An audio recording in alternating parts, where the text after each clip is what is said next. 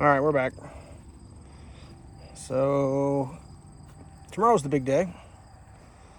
Can't get concrete in the pump today, so we're gonna have to do it tomorrow. Everything's ready to go.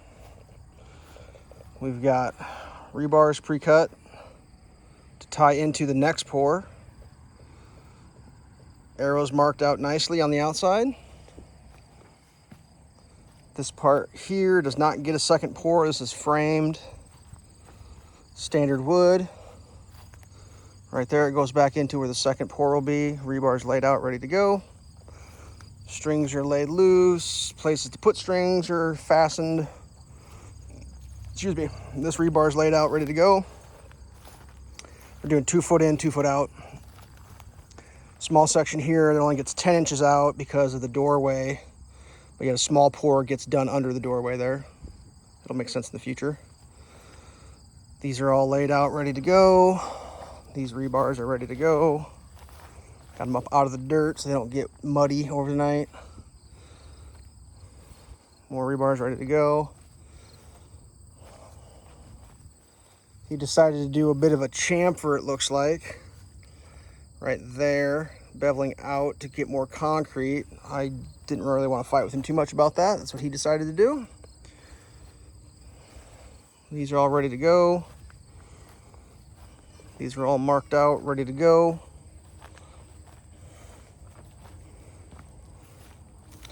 Should be exciting. He managed to wrangle up a couple guys that have done quite a few of these basements to come out to assist.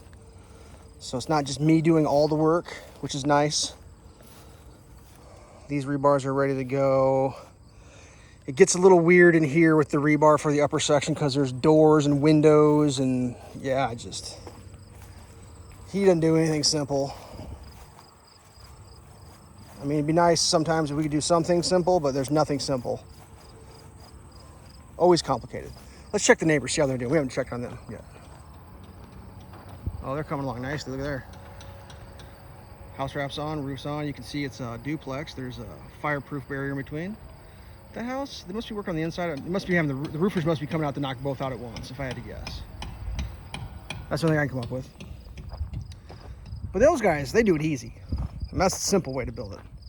Just slap a standard concrete foundation in from a professional concrete installer. Slap some interior floor joists down.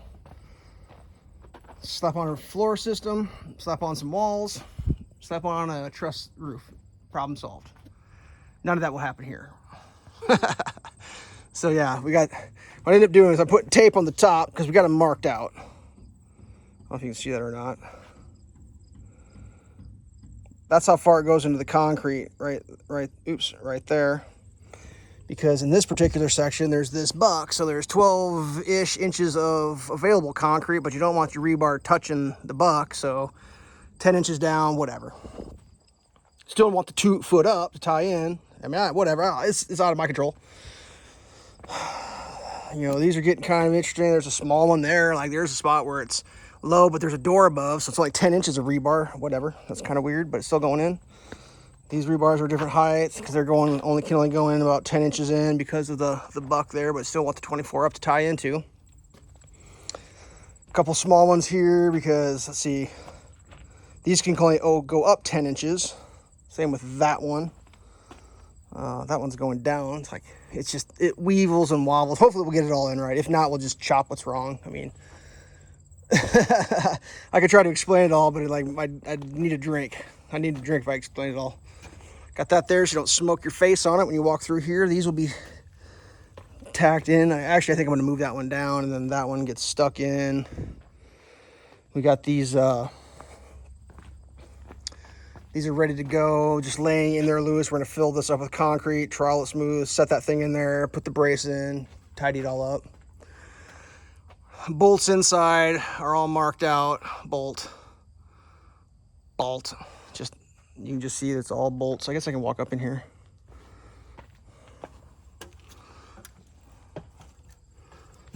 See if I can fall off. Double plank the whole thing around. We'll walk it. Get an idea how this works. Quad rebar, all nice and tight. Sometimes I mark the stuff at the top, but it usually gets buried and disappears. So you mark it on the side. Hopefully you can find it after the fact.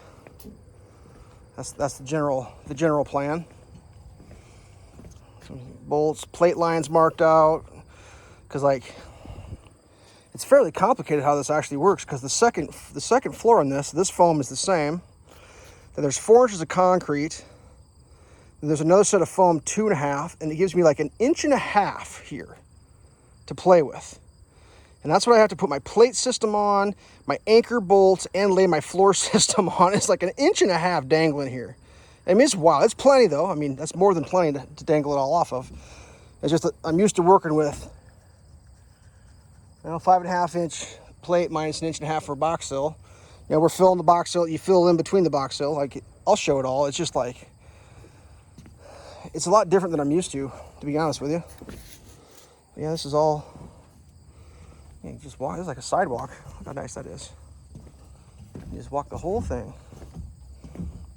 Nice and bright labeled for the bolts. The bolts are important. The other stuff I could live or not live with, but I gotta have the bolts. That's to tie everything in. This part here, the floor system comes up, and then the window goes like under the floor system, kind of like it's kind of, and it's bumped out, cantilevered out for fanciness. I mean, like I said, I built so many houses for this guy in my life that when I had the first opportunity to build my own house, I said, I'm going to build a perfect square house with because I these chopped up roofs and all this crazy stuff he designs. I mean, just over the top craziness. And I literally did that. I'm going to build a rectangle. That's what my addition is just a simple rectangle. And I'm afraid, so right here, this is where it gets fun. So here, the concrete for the second story stops and then it goes framing. So we have to punch out this way with our plate. So then the bolts go out here rather than back on this side, because this is all just standard framed wall. And then like this is like where the kitchen is, essentially. So he's picking up a few inches in his kitchen. And then like right here, there's a natural termination in the kitchen that goes into, I think that the wall comes out here and this is all storage. This is like a built-in storage cabinet, I think, if I remember right, this whole length. I mean, it's like, yeah, you got some storage there in your dining room to put your whatever. I don't even know. Not even sure what they're storing there. But yeah, nothing simple. Everything complicated. I mean, it's not that I can't do complicated, but doing complicated my whole life, it's just like, man. Whatever. That's where we're at. I'm not sure if I'm going to be able to film tomorrow because it's only 2 people coming out. They claim they pour these things by themselves. It's a dad and a son. A little bit younger than... The son's younger than I am, and the dad is definitely younger than the guy I'm working for. But definitely a gray hair. So, the 4 of us should probably be able to get it as long as things go well. If they don't go well, I don't know what the hell we're going to do. But I know Boss Man's going to be up there running around like a maniac. That's why I insisted the double plank, because he's not supposed to be up on this stuff. He's not supposed to be climbing ladders. He's not supposed to be walking around on dangerous things. But yet he insists on doing it, and I can't stop him. So, yep, just try to make it as safe as we can for him. Didn't go so far as the hand railing. Probably should have put the hand railing up, but whatever. The dudes came out the other day to check it out. They're like, whoa, it's like a sidewalk. We don't ever get anything that fancy. And I was like, that's the way she is. So if everything goes well, this will pour. It has to sit for a little bit before you do too much. I think we're going to start doing this. So the next thing I'm going to be doing is I'm going to be scalping. Well, honestly, I'll probably just scalp from the ditch back, and I'll just have to figure out how to scalp this later because I don't want to get too close to that, fall in, break everything. And then I'll bring the backhoe out, and we'll just backhoe out the footings, which won't be very high, because if you look, there's a full another course higher than this to finish. So, like, honestly, these footings are only going to be, 1.5 foot in the ground here, maybe 1.5 foot. And then it all gets backfilled up, like almost 3 feet of dirt comes up in here. Like, probably to my knee is going to be backfilled in here. Because that's the way it's going. That's the way they're doing it. I mean, essentially to that berm there, it's hard to see in video, but there's a berm that goes up. That berm just going to come straight in here and just right across there.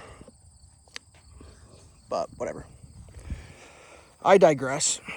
That's the end of this one. I'm going home. Stay safe.